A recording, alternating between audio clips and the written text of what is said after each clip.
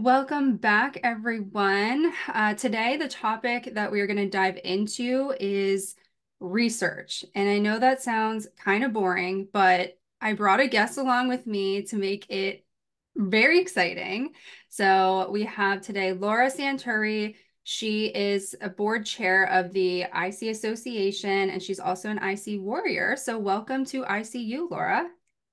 Thank you very much. It is an absolute privilege to be speaking on this topic with you today. I recognize that it may not be the most exciting topic for the group. However, I do think if we kind of think about this in the context of how to make decisions about our healthcare and how we use research to do that, hopefully that makes it a little more interesting. Yeah, for sure. Before we dive into that, can you introduce yourself to the audience and talk a little bit about how you got involved with the ICA and maybe a little bit about your IC journey? Sure, absolutely. So I think most importantly, I've been living with IC or bladder pain syndrome, however folks refer to it, for well over 25 years. So over half my life, I developed symptoms when I was a teenager. Like many, it took years to get diagnosed. I went through a lot of different treatment options before I got to a place where I would describe myself as not having to think about it on a daily basis. I had to make a lot of decisions about my healthcare during that journey, but I'm grateful for where I am today and feeling pretty good. And my professional background is in public health and really a specialization in health education and promotion. And really what that is, my area of specialty within that is patient education. So how do we help people in my area of focus manage chronic disease? So so big field of public health, but my area of specialization is really on the health education and patient education piece. I am a full-time faculty member at the University of Indianapolis in health sciences. But as you said, I've been engaged with the Interstitial Cystitis Association for a really long time. I've been on the board. I think I'm in my eighth year as a board member, and my second year as chair, and really enjoying having a leadership role with that organization, especially one that made a big difference in my IC journey. Yeah, absolutely. Thank you for sharing all of that. We can kind of touch on our experiences as we dive into the whole research realm. So Sure. I think that this topic is really important because there are lots of resources or outlets that people are finding through the internet, whether that be just Google searching or support groups or social media, where they're getting information about interstitial cystitis that it's not always evidence-based. So I would love to talk about, what is going on here? How did we get to this point in our society? Yes. So let me kind of take a little bit of a step back. And I should also mention, I want to shout out to my colleague who's a physical therapist, Dr. Renee Hetzler. She's a physical therapist, as I said, and a colleague at another institution who helped compile some of the material that I'm going to talk a little bit about today. But I think kind of taking a step back, I think we have to acknowledge that we're all making decisions, big and small, all day, every day, consciously or not. And we're all making regular decisions about our health. And I think that's an important thing. And some of them are smaller decisions. I got up this morning and I thought, do I want to go for a run today? Some of them are more significant. So, unfortunately, right now, I've got this really bad toothache. So, I've had to make some decisions over the past week about, okay, is it bad enough for me to go to the dentist? If they don't see anything on the x-rays, do I want them to drill and put a crown on? Do I need to go get a root canal? And some of these decisions we make are even more significant. So I can remember very distinctly the moment that my husband was diagnosed with a chronic form of leukemia. And within 2 hours, we had to make a decision very immediately about a treatment path. So we've got the spectrum of decisions that we're making all the time. And those of us who live with a chronic condition, including any form of chronic pain, especially, we're making regular decisions about our care. And when we do that, we seek information and other perspectives as a guide. And I think that's really important. And I think for those who are listening, I would encourage you to think about the last time you made a decision about your health and really take a moment and think about, well, how did you come to that decision? What kind of information did you seek and where did you seek it? So, Callie, I'm going to put you on the spot. think about the last decision you made about your health. Where did you, and you don't even have to share what the decision was, but I'm curious, where did you seek information and what information did you choose to use? That's an amazing question and very relevant because I just made a huge decision for my health. I decided to go off of birth control, and I initially started by talking to my gynecologist to get their opinion, to get, the pros and cons of that. I did my own research. So I looked on, Google, which you get a lot on there, but I started there. I started to get on the side of TikTok that was people just talking about how they went off birth control and the risks of birth control. And that's kind of where I landed. And then the last thing that I did was someone referred me to a book about it. So Sure. that's the last thing that I did on that journey. So yeah, that's my answer. And the thing is, it's beautiful that we have so many sources of information available to us when we are making such a significant decision. But even for the small decisions, I think it's a wonderful thing. We have friends, we have family, we have healthcare providers, we have the internet, and that's not just websites and social media. That does actually include published literature because we might access that through things like Google Scholar and PubMed. There's a variety of databases. And so that's a really great thing. But just as you said to start this conversation, this is precisely why this is such an important topic because not all information is created equally. We absolutely know that. Some of it may be helpful, some of it may simply be not helpful. And we also know that there are times where there's information out there that can be harmful to us. And that's why this topic is so incredibly important. And the other thing is there is so much information. I don't know about you, but sometimes I feel paralyzed by it. Yeah. And especially if you find discrepant information, so information that is telling you different things and you're not totally sure how to weigh each of those resources and make a decision. So all of that is context for why I think this topic is so important and why I actually think it is a pretty exciting topic. So Hey, I love that. I love it. So in the decision-making process, I mean, what does making an informed decision mean or look like? yeah, so I think there's a number of ways to think about this. One way that I really like that I cannot take credit for making up, but it's an analogy that resonates with me, is to think about a three-legged stool. So I'm like a very visual person, so I like to have the image. So if you think about the three legs of a stool, like we want all three of those to be strong and stable and equal, right? Because that's what we're going to have if you're going to sit on that stool, that's what you want. And when you make a good decision, you want to have, I think, three areas equal in that process. One of them is, and I put this first, your preferences and needs. You are an important part of the decision-making process. And I think that becomes even more relevant as I think we'll talk about in a little bit about your relationship with your healthcare providers. The second leg of the stool is the expertise of your healthcare team. And I always encourage an interdisciplinary care team, and we can talk more about that and what I mean by that if you'd like. And then the third piece is the best evidence or data that we have from research. And that's why I think it's important to have even just a foundational understanding of how to appraise or understand research. If we're looking at a published article in a journal, for example, it's helpful to have some foundational knowledge to be able to assess that information. So for me, from my perspective, making an informed decision means that you've got your preferences and needs in mind, you've got the expertise of a healthcare team, and you're using the best evidence that's out there. Mhm. I think a lot of people, and I lump myself in with this, but they go to their doctor, they have all these recommendations, but they're not taking into account their preferences and their needs. They kind of don't realize that they have options because this is the professional, this is the expert, this is who we're told to put our trust into. And you can trust them, but at the same time, definitely not ignoring your personal preferences and needs. I mean, when I was going through the worst of my IC, I did every single thing my doctor recommended to me, including very invasive procedures, even though in my gut, I didn't feel like it was the right decision. And unfortunately, at the time, I just didn't know enough about how to advocate for myself. I didn't have this information. So I'm really hoping that this conversation helps other people realize that there's more than just what your doctor is recommending in making that decision.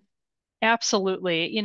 And you hear the term patient-centered care, and it is more than a buzzword. There's a lot of meaning behind that. And when we talk about patient-centered care, what we're talking about is prioritizing a person, so you as the patient, your values and your preferences. It is incredibly important because remember, if we're going to have a stable stool, we've got to have all three legs be equally strong. We need that leg of the stool. So, if you think about, I remember as a kid, I broke my arm, and look, going to the emergency room, getting an X-ray, confirming it was broken, putting a cast on that. I didn't need to be as active of a person in that care process because it was like, it's really straightforward. It's a broken arm. I'm not saying that you shouldn't be part of that process, but if you compare that type of situation to the process of being diagnosed and being treated for a condition like I see it as quite different. It is even more imperative that we as the patient have a really strong say in that process. Just like you, I went through some incredibly painful, invasive procedures. I remember going to the doctor and having things done and feeling worse, Yeah, same. much worse after that, and coming home in tears. So, you have a role to play in that decision-making process. And then really importantly, patient-centered care is linked to better outcomes, Mhm. higher satisfaction for patients, higher well-being, better quality of life. If you're part of the decision-making process, your outcomes are going to be better. Mhm. And you mentioned the it's a interdisciplinary team earlier, and I wanted to just briefly touch on that because some people may not know what that means, but I do think it's a really important part of the IC journey because a lot of us have a couple different practitioners and a lot of them don't communicate with one another, and that's where things can get really complicated. So can you talk about that for a minute or two? Yeah, absolutely. So, when I say interdisciplinary care team, I'm referring to not just your urologist, because I think we often think urologist for IC, and that certainly makes sense, or a urogynecologist. But I think it's also really important that you have, depending on your symptoms and how you're doing, other people who you might want to have involved in your care include a registered dietitian, if diet plays a role. Nutrition plays a role in so much, right? So having a dietitian, having a mental health counselor.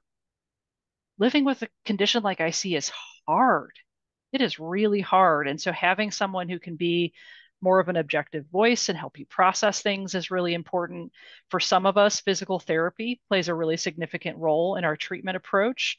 And even if you can find a good pain management specialist, there are also folks, kind of speaking back to the mental health counselor, we also have a whole subdiscipline within psychology of pain psychologists who are directly focused on helping people manage chronic pain.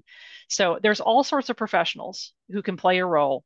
But when you have that type of care team, if they're not, for example, all part of the same healthcare system and working off the same maybe electronic medical record, this is where you, as like kind of the focal point, need to make sure that you do your due diligence to keep your records together, make sure you're communicating. I encourage people, and actually, I missed one really important specialization, and that is primary care. Internal medicine or primary care or family medicine should really be a foundation for everybody. I believe that strongly. And relying on that person to help you kind of organize all of your information, think it through, and make sure that you're bringing that material to all of your medical appointments is really, really important. And everybody's different. I have stuff in my smartphone. That's how I track everything. Some people are probably a bit more old school and like the binder approach.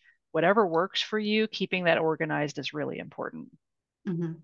Yeah, I agree. I think it's huge. And you can even, if they're not in the same health system, you can probably just ask them, hey, can you maybe contact this practitioner so you guys can have a conversation? Maybe it's a urologist talking to someone specializing in endometriosis, for example. Sure. Like I see an endometriosis go hand in hand, and if these two practitioners aren't in communication, it can be really complicated as the patient.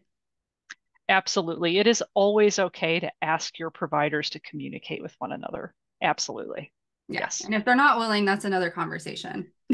And yes, and that is something that you need to think about when you think about the type of provider patient relationship that you want to have, and the type of provider that you want to be engaged with. And I think I tell people all the time, like, it's okay to ask your provider questions. It's okay to have expectations of them. And if you don't feel like the relationship is a good working one, it is always okay to get a second opinion or seek care elsewhere. And of course, we've got the logistics of insurance coverage and all of that stuff, but it is always okay to have expectations of your providers. And for me, this kind of speaks to the different types of provider patient relationships that exist. So, there's a few. One is called the active passive, which is like the oldest model. And this is the one that works pretty well if you've got a broken arm, right? Where like you go in, the provider makes a diagnosis, they make all the decisions. Sometimes your consent may even be waived, right? So if you have an emergency and you're in the emergency room and nobody else is with you and it's just you and you're not coherent or awake, you can't make decisions, they're going to make some decisions for you to take care of you. In those specialized circumstances, that old model is okay. For me, I tend to kind of gravitate more towards the guidance cooperation model, or what we call a mutual participation model. With a guidance cooperation model, this actually makes me think of my toothache because the provider has the knowledge and to some extent has the power, right? And the provider is really going to help you or be kind of a primary person in helping you determine the best course of action. So, like, I'm not really super equipped at understanding whether or not this tooth just needs a crown or like if it needs a full root canal. So, I'm going to give them some power in that decision process. Laura, But this with, is hitting home for me because I is it? also have tooth problems right now, and Oh, I am told I need two root canals, and I'm oh, getting a second opinion. So you yeah. are hitting home for me. Legitimately, I am going to get a second opinion next week because I'm not totally confident. Like, Yeah, yeah. So I'm actually going to a dentist that I used to go to for years who I have a ton of trust in. So good. like if I'm gonna like let them have some power, like I want to know you well. Yeah, Especially agreed. because tooth pain is just awful. I It mean, is. all pain is awful, but dental work is no fun. Um, yes, right there with you. But for my IC, like I really want the mutual participation model. And there's a lot of support for this model in the literature. This is where you've got an equal partnership. You're you are, as the patient, the person living with the condition, you're an expert in your experience and what outcomes you want to have. That is so incredibly important. And I know for me, chronic pain has, in many situations and circumstances, made me feel powerless. It's made me feel helpless, like I don't have the ability to direct my life. And that's a really sad thing because it is so important that we see ourselves as an expert in our life and what we want to achieve from our care. And that can be challenging, and not every provider is going to be on board with that. So that's why I say it's super important that you ask questions, and it's completely okay for you to have expectations of your provider. Hmm. Definitely. A really great point. So now if we dive more into the information people are getting, Yeah. from whatever source they're getting it from, let's start off by explaining, what is good evidence? What is good information? What is evidence-based information? Yeah, we hear that term so much, evidence-based. So I do think it's really important to take a moment to unpack that. And essentially, what evidence-based care involves is making informed decisions based on the latest evidence, as demonstrated through findings of trusted research, clinician expertise, and the person's preferences. That's a direct quote from a source that I really like. And if you could hear it in that definition, what I like about it is it's essentially referring to the three-legged stool. Evidence-based care, an evidence-based approach to making decisions is all about making sure that you've got the best research out there, you've got trusted clinician expertise, and you're paying attention to your preferences. So another way to think about that is like a Venn diagram. Again, I'm very visual. So if you don't like the stool analogy, you can think about the three bubbles, right? So your preferences and needs, your healthcare team, and then the data or the research, those things should be overlapping. And at the very center of that, at that center, that point becomes an evidence-based decision. So that's what we're talking about when we're talking about evidence-based. Mm-hmm. So is there a term for a piece of information or recommendation that isn't evidence-based? I think we would probably just say that it's not evidence-based. It's there's a let's unpack this a little bit because let's talk about strength of evidence because I think this kind of touches on that. So I want you to think about a pyramid. It can be 3D or 2D, it doesn't matter. But think about a pyramid, and we're going to go from like the lowest form of evidence at the bottom, at the base, the widest part, to the best forms of evidence at the pointy top. And I think it's important to say that the stuff at the bottom, we're not going to call it necessarily wrong or bad. There can be information coming from that base that is factually inaccurate. But just because it's at the lowest form does not mean that it is.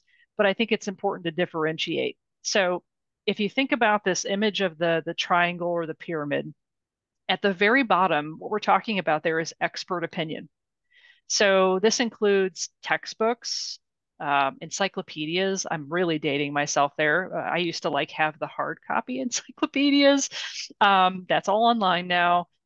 We're talking about websites. So any kind of summary of information that's being provided or was written by an expert, that's what we're talking about there. So it doesn't mean it's wrong or bad. It just means that it's the lowest form of evidence. And I would be hesitant, for example, to make a decision for myself based on information that was only coming from that bottom part of the pyramid. If we continue to go up the layers of the pyramid, so the next three layers are what we actually call unfiltered information. And what that means is that even though it may be published in a journal, it has not been critically appraised as thoroughly as the stuff towards the top of the triangle. So if you, let's say you're looking through, maybe you're on Google Scholar or you're poking through PubMed, two really, I think, fairly accessible resources to anybody. Anybody can get on those. If you see something that, let's say it says it's a case control study. So essentially what that's doing is it's identifying people who have an outcome and who don't have an outcome. So let's say maybe like a cancer diagnosis, and they're looking backwards at their history to see what kind of things are in there, maybe their family history or exposures. That's something called a case control study. We have kind of an opposite or kind of a different approach to that, like a cohort study where we take some groups of people with a factor or maybe an exposure, and we follow them over time to see if they develop an outcome of interest. And then we have, and people have likely heard this, randomized clinical trials.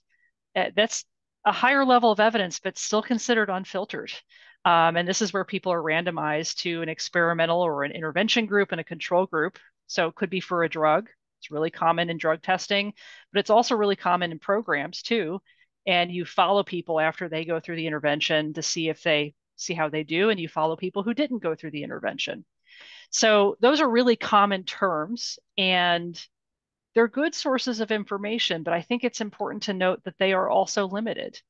And I see it all the time. Someone will find an article with one study, and maybe it's a randomized clinical trial, and maybe it's beautifully designed, good rigor, just as you would want to see for a randomized clinical trial. It's still only one study. And I think it's so important that we be very cautious about making generalizations to entire groups of people or to our own care based on one study. It does mean that sometimes we have a little more work cut out for us if we're looking through the research, and that's why it's really important to ask for help with this if this is not something that comes naturally to you. But that's part of the reason why the top of that pyramid is what we call the filtered information. This is the most rigorously appraised information, and that's where we get at the research where we're lumping together an entire body of literature. So, and it's gone through more than just one review, more than one critical appraisal. So one of the couple of the more common ones that you'll see would be a systematic review or a meta-analysis. And I promise you, I am not going to get into the details because even the statistical methods for a meta-analysis are way over my head. But what I can tell you is it's a very rigorous process of searching the literature on a particular topic, appraising what is there, and in the context of a meta-analysis, applying really advanced statistical methods to make conclusions off of an entire body of literature. So I know this is where I think sometimes the topic gets probably a little less exciting. But if you Google levels of evidence and pyramid, you're going to see a great visual. And I encourage you, if you're going to be in Google Scholar or PubMed, or you're going to be looking up any kind of published literature, have that in front of you, because even at its most basic level, every single article is going to tell you what its design is, and you'll be able to see, ooh, this says it's a cohort study, which means like it's kind of in the middle here, or this is a meta-analysis, which means like I might be able to do a little bit more with this information. So having that pyramid or triangle in front of you, I think can be really helpful as you're looking at the literature. Mhm. And that was a really good review. And you honestly are making me realize that I need to brush up on all of this because I did have a class in college that was all about research. And I'm 6 years out of college now. And I feel like it's just like slowly draining out of my brain. If you don't use it regularly, Yeah. it absolutely, I wouldn't expect anybody to remember all of those terms. And that's why I just honestly, when I teach research with my students or even for myself, like all the time, like my husband will come back from a doctor's appointment and actually associated with his chronic leukemia. One of his last appointments, the oncologist said, "Hey, do you want to take a medication holiday?" And I was like, "Well, why did the doctor suggest that?" And he was like, "Well, I don't really know." And I'm like, well, that's interesting. So, I go right into like PubMed and Google Scholar, and I'm looking at the published literature about medication holidays, which essentially means stopping taking a very targeted medication for his form of leukemia. And I come back, I have the levels of evidence triangle or pyramid in front of me to say, okay, here's what I'm finding. Where does this fall? Do I feel comfortable with a conclusion of him stopping his medication? And in that instance, I was like, no, I'm not. Mhm. So if you're not using it regularly, it's hard to remember all these things. That's why it's important. If you remember just levels of evidence and Googling that, that's going to be helpful for you. Mhm. So if somebody wanted to find some research about a topic relating to IC, you are saying that you'd recommend going to either PubMed or Google Scholar. And what else would you recommend that they do in that case? Yeah, absolutely. So there, there are what we describe as more consumer friendly resources and resources that are perhaps not as consumer friendly. So anything like, I think Google Scholar, PubMed are actually pretty accessible. Some might say that those are more advanced databases, but honestly, if you open up Google Scholar and you do a very basic search, you're going to find some relevant, useful information that you're going to, I think, have a pretty easy time wading through. Um, other other types of sources, certainly government sites, and this is kind of just basic, like we get into like even media literacy or scientific literacy, like paying attention to a website URL. If it's a .gov or a .org, you're likely on a better source. Not in all cases, but in most cases, than versus like a .com. And it doesn't mean that the information on .coms is not important, useful, relevant, accurate. It just means in general, you might feel more comfortable at a .gov or a .org site. So the Centers for Disease Control, Department of Health and Human Services, National Institutes of Health, those are good places to find information.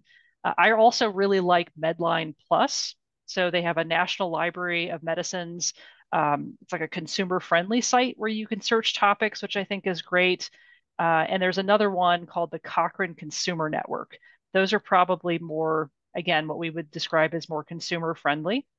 But some of the others, we get a little bit more advanced into things like PubMed and Google Scholar. One thing I do want to say, though, is if you're listening to all these terms and you're like, gosh, this is way over my head, please don't forget about librarians. They are a really awesome resource, and you don't have to be connected to an academic institution to have access to a really good librarian. Even your local library, if you go and you talk to them and say, "Hey, I'm interested in looking up information about this topic," that is literally their specialty, is to help you navigate information, find it, sort through it, make sense of it. So I would encourage you, if all of this is like a foreign language to you, seek out a librarian.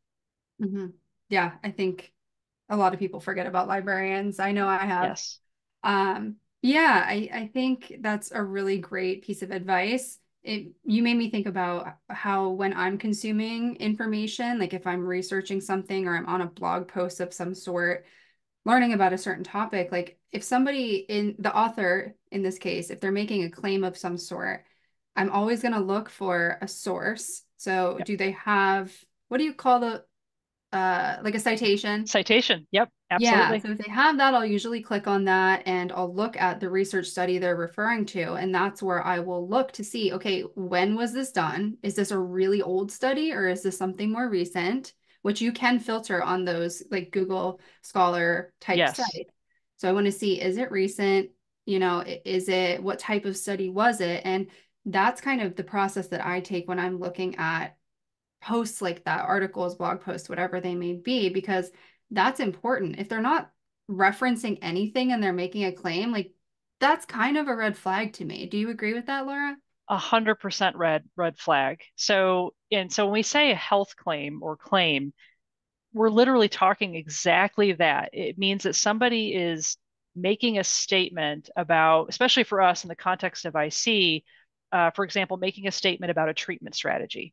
So any kind of claim, anything from an ad that pops up on a website for maybe a supplement that's recommended for people with IC. You could see that language. Maybe it's a blog post for sure. But we're even talking about maybe somebody in an online support community says, hey, you shouldn't eat X, Y, and Z. That's a health claim. We're also actually talking about things that your healthcare provider suggests too. Those are also health claims. So maybe your healthcare provider is telling you, hey, I think you should consider undergoing this procedure or taking this medication. All of those things are absolutely health claims. And it is always okay when you hear a health claim, first of all, to recognize what it is and then ask, where does this come from? If you're consuming this asynchronously, which means like reading it on a website, exactly what you just did is what I would encourage everyone to do. Don't take things at face value. I want everyone to be a skeptic.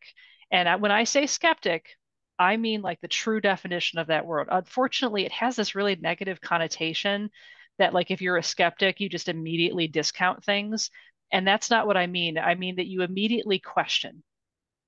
That's what being a skeptic is immediately questioning and taking some time to say, well, where does this come from? And I think what you said about, is the source timely? Is this from 1997? Or is this from 2021? Having the levels of evidence and context. What type of study is this? Or am I just reading a summary on a website and this is, expert opinion? That's going to factor into what you want to do with that. The other thing is sometimes people make claims and they will put a citation or a source in there, and that citation or that source didn't really say what they're saying. I've unfortunately seen that, and that's why it's more work on us, but it is really important for us, especially if we're thinking of making a decision based on that claim, to take some time and say, let me see if I can find that article. Let me read this and see what they actually said. Taking the time to do that is really, really important. And Definitely. there's the easiest way that I can tell people, if you're evaluating a health claim, to like really just like, how do I want to do anything with this? I encourage people to think about who, what, when, where, and why. So if you remember those W's, who's making the claim? Is this an ad on a .com? Are people making money off of this claim? Doesn't necessarily mean that it's automatically bad. I need to be very clear there, but that's something to think about. Who's making the claim? Um, does this person care about you as an individual? Do you know them? Do you have a trusted relationship with them? What is the claim? And I encourage you, the big red flag is if it sounds too good to be true, it probably is. If you see the word cure, or proven, that should give you some pause, unfortunately, right? That should give you some pause. Or We heal, talk, kind of say. yeah, Yeah. yeah. I mean, I think it's, and again, just because it uses that language doesn't necessarily mean it's not good information or that you shouldn't do something with it or make a decision based off of it. But I usually see things like that, excessive punctuation, like all caps, which I know sounds silly, but that is a pretty giant red flag when somebody is kind of getting in your face with a claim. That should tell you something. Like, why would they need to do that? Um, the other thing is any kind of statement that's meant to evoke strong emotions should give you pause. If you see a claim that you like recognize in yourself that evokes really strong emotions, I would encourage you to take some time with that. Think about that a little bit. So we've talked about when was the information written or created, where does it come from, and then the other piece of this is why is the claim being made? Does the person benefit from the person who's making the claim? Do they receive some sort of benefit from it? One answer to any of those kind of five W's shouldn't dictate your response, but putting them all together can help you evaluate and then make a decision about what you want to do with that information, if anything. Mhm. And there are so many health claims that I am seeing on social media. Oh, My brain immediately goes to Facebook support groups. yes. These groups are meant to help one another, but there are a lot of health claims being made. And this could be, I see a lot of people saying, like, you should follow this diet, like low oxalate, for example. I had someone on TikTok the other day comment, like, everyone with IC should follow a low oxalate diet. And I was like, okay, there is no research that I'm aware of that supports this claim. Like, can you please send me your sources? And then they didn't. So that's, And of that course. statement is such a perfect example of multiple red flags because whenever you see someone, even if it is well intentioned, maybe they feel like they are better because they have followed that specific diet. And that's a wonderful thing for them.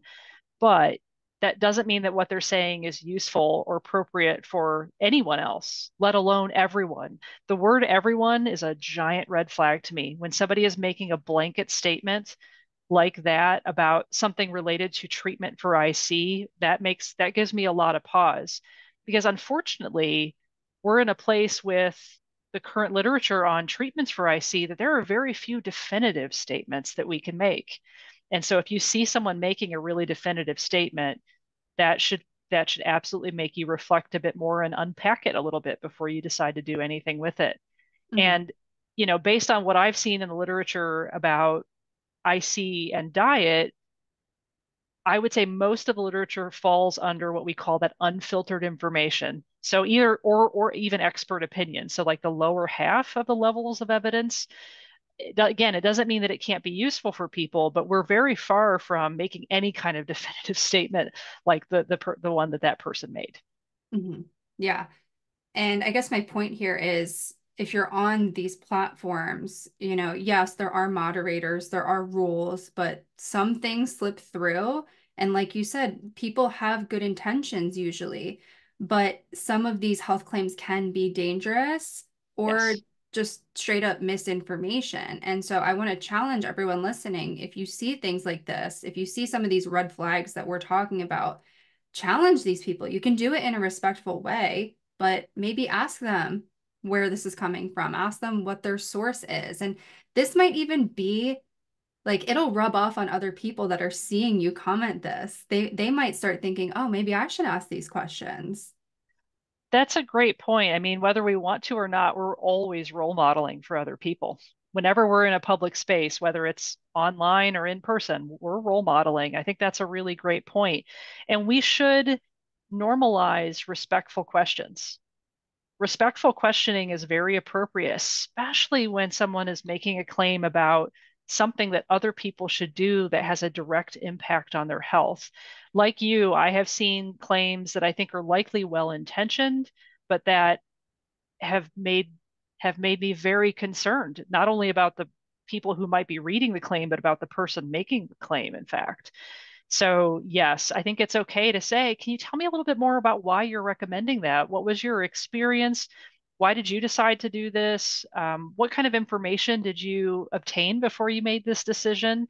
All of that is very appropriate. And sometimes I've even had to, like, if the person doesn't get back to me and I think it might be dangerous for certain people, I will report it to the group admins. And if it Yes, breaks a rule or they need to just reword it, then they'll tell that person and they can reword it. That's possible. absolutely. Yeah. The admins play a role, and it is important for any support community or online community that you might be a part of. It's important for you to be familiar with what the group rules are, not only for your own adherence to those group rules, but also understanding how you engage with other people.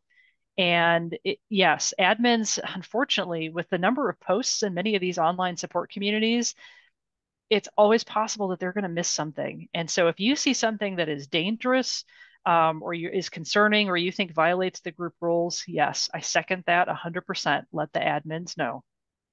Awesome. So, okay, now that we talked about research and finding the best sources and the best available evidence, in this decision-making process, now that we have that information, what do we do with that information? Yeah, so I think, you know, so there's kind of this decision making process. And I think before I jump into that, if you'll bear with me, because I also want to talk just a little bit about because we've kind of talked about our own preferences and needs, we've talked about levels of evidence and research. I think it is also important to think a little bit about factors that affect clinician expertise, because Ooh, that's a good one. Please that's a do. yeah, part of the decision making process, right? If we're using the three-legged stool, we want to make sure that we're engaging our healthcare team, which is hopefully interdisciplinary and communicating with one another. But I think one of the important things to note that clinicians are people too, right? So I know that they've gone through a lot of schooling and they are experts in an area, but they are still humans. And so I think we have to keep in mind that there are various factors that affect a clinician's expertise. So anything from the stuff that we might imagine, like the number of years of experience that they have, whether they are more of a generalist versus in a distinct specialization, if they have experience with the treatment. Like, for example, I think, talking to someone who also has IC who uses Botox as one of her treatment strategies. And she goes to someone who specializes, like, that's what they do. They deliver this treatment strategy. I certainly would not want to just go to any old urologist and say, "Hey, can you give me Botox treatments?" That's just, I think a fairly straightforward example. So, do they have actual experience with a particular procedure or treatment? How familiar are they with you? How well do they know your needs and preferences is another really important piece. So, if you're the kind of person who's like, "Look, I've been through a lot of invasive procedures. I am not interested in going through anything invasive. I had a surgery a few years ago that was really hard for me. And I have told my gynecologist, like, look, I will have to be in a really bad way to have a surgery like that again because it was so challenging for me after post-op. And so it is important to know how familiar a healthcare provider is with you. And also, it is okay to ask them how much time they spend keeping up with the literature, which I understand is maybe not the most comfortable question to ask, but it is absolutely appropriate and okay for you to ask them that. If they're making a recommendation about a treatment, it is totally fine for you to say, tell me a little bit about what you've read about that. Like, what are you reading in the literature? Totally fine. So I think it's just important to note that. And the other thing I'll say is that specialization is great, but sometimes that can mean that that provider might have a more narrow focus. And so it is always, like we've said, I know this is kind of a resounding theme, but it's always okay to get a second opinion, to ask another member of your healthcare team what they think about something, and for you to take some time and really reflect about whether or not a particular recommendation is appropriate for you. So Mhm. that's my 2 cents. I feel like I have to say a few things about clinician expertise there. No, Um, that's so relevant to my career actually, because we have, dietitians and then we have nutritionists, and anyone can call themselves a nutritionist, oh, but yes. registered dietitians, we have to go through all of this schooling and internship. We have to pass a board exam, and we have this code of ethics that we have to follow. So, if you're working with a registered dietitian, that you can be very, or you can trust that you're getting evidence-based recommendations. More specifically, I'm specializing in IC, and not all registered dietitians are created equal. This is not something that most universities teach or internship programs teach. And so a lot of registered dietitians have never even heard of interstitial cystitis. Right. So I've heard of people having experiences where they go in, and it's really frustrating to see that practitioner because they don't have the expertise that this person is looking for. So I think that's just one example of how it affects me and dietitians. But I mean, you can say the same thing about doctors and their specialties, and same thing with pelvic floor physical I therapists. was just thinking that is like a perfect example. Like you would Yeah, not go to an orthopedic physical therapist for pelvic floor therapy. Like exactly. there's a special concentration or certification in pelvic floor therapy that like there's a certain credential that you're looking for. And you certainly, when I went to a pelvic floor PT, one of the first questions I asked was, tell me about how many other IC patients you've worked with and the outcomes that you've seen with them. Again, it's a more forward question that might make us feel a little bit uncomfortable to ask, but very, very appropriate. Yeah, you'll get the answer that you're looking for, whether it's what you want to hear or not. I mean, it can Right. save you a lot of time. If you don't get the answer you're looking for, you can go look for someone else. These wait lists are so long. Also, Like, that, you don't want yes. to waste any time getting the right care. So I think that's a really great question to start off with. Yeah. And so I'll come back to your previous question about the decision-making process, right? So we've talked a little bit about kind of unpacking the three-legged stool.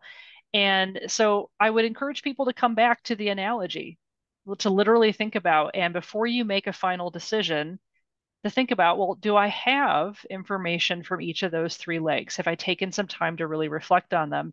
For me, I'm old school. I'm going to write it down. I love lists. So whatever works for you, make sure to take some time to reflect on that. So thinking about, whether you've gone and looked in the literature, or maybe you've asked for some help from a librarian or someone else to look through the literature, take some time to think about, well, where does this fall in the pyramid? Like, am I making a decision solely based on expert opinion? Or maybe I'm making a decision based on kind of a mix of filtered and unfiltered information. Like maybe I can feel a little bit better about that. So you want to take some time to reflect about that. You want to think about your healthcare team. What are they telling you? What is their experience? Are they listening to you? How well do they know your needs and preferences? And truly take some time to think about what matters most to you. That is so incredibly important. And I think sometimes we do get caught up in that very more traditional patient provider relationship where you feel like, well, this authority has told me that I should do something. So that's just the natural next step here. Maybe it is, but maybe it's not. And so you may need to make sure that you take time to think about what outcomes are most important to you. What are you afraid of? What would you like to avoid? All of those questions are super important. Yeah. And And then go ahead. oh, I was gonna say, you can review all of this with like your partner, your spouse, someone in your life that could help you work through this decision, even if it's a therapist. Absolutely. Yeah, friends, family, therapists. There's even if you Google decision making guides, there are literally like if you're not maybe you don't want to talk to somebody else, there are actually like documents, these forms that you can download that help you work through a decision. So you can find that kind of support and guidance in a lot of different places, but a lot of this comes down to thinking about pros and cons and making sure that you've really thought about and reflected on all of those. You may also come to a decision that, like, this is a huge decision. Maybe I want to take a smaller step first. And sometimes that's an option so that you can kind of test a decision, pilot it a little bit, see how it goes for you before you take a full leap.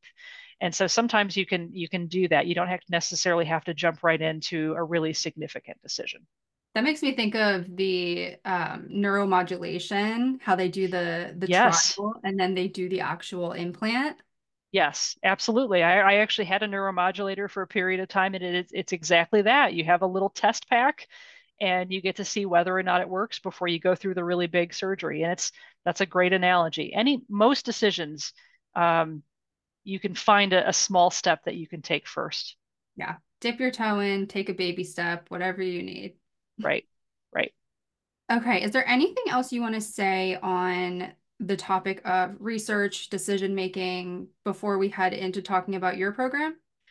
I would just reiterate, think of if you take anything away from this, I know I used a lot of terminology, but if you can take away a couple images, if you take away the image of the pyramid, and Maybe I again, can link that in the show notes so people don't yeah, forget that anything. just that way, like think about the pyramid of the levels of evidence and think about the three-legged stool. If you walk away with those two visuals, that'll make me absolutely happy because then you can always go back and think through, look things up, and that can help you make a lot of different decisions.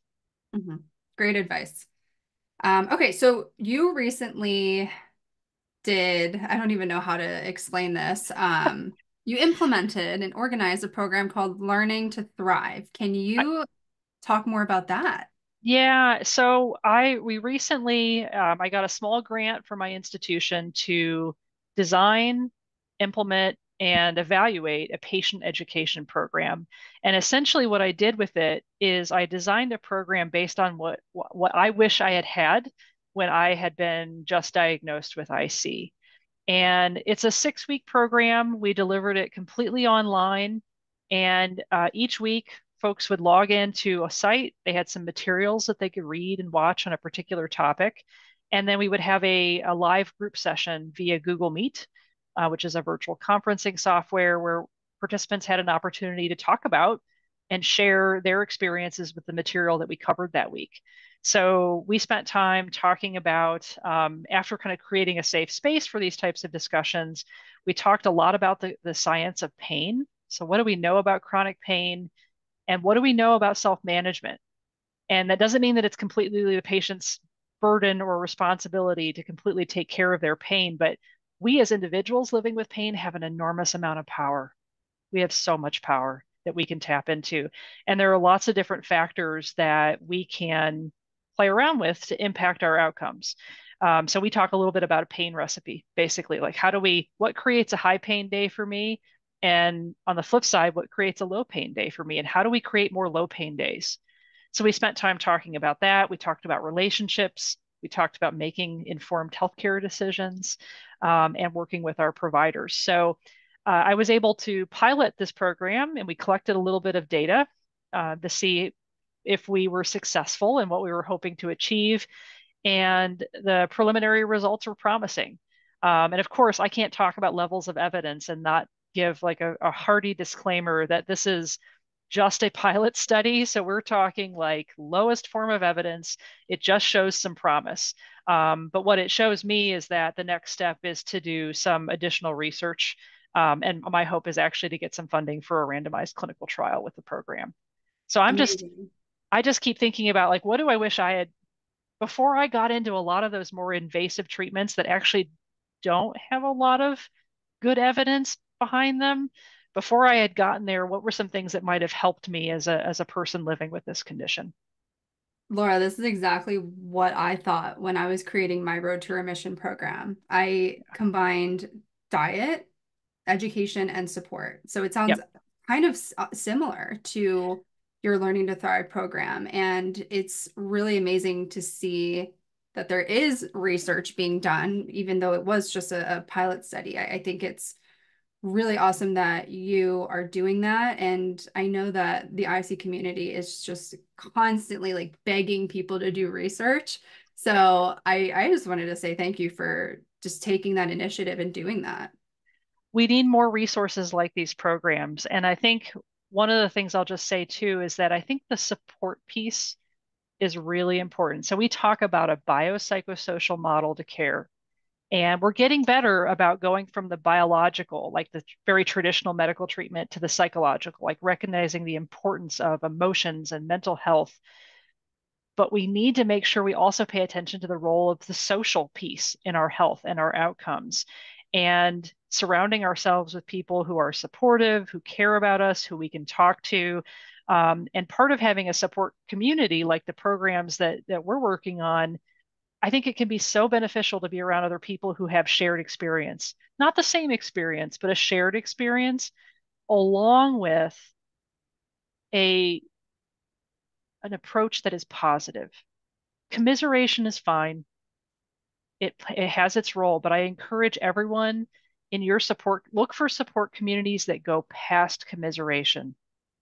That's where it's at. Be around, put yourself around people who are also working and striving to feel better.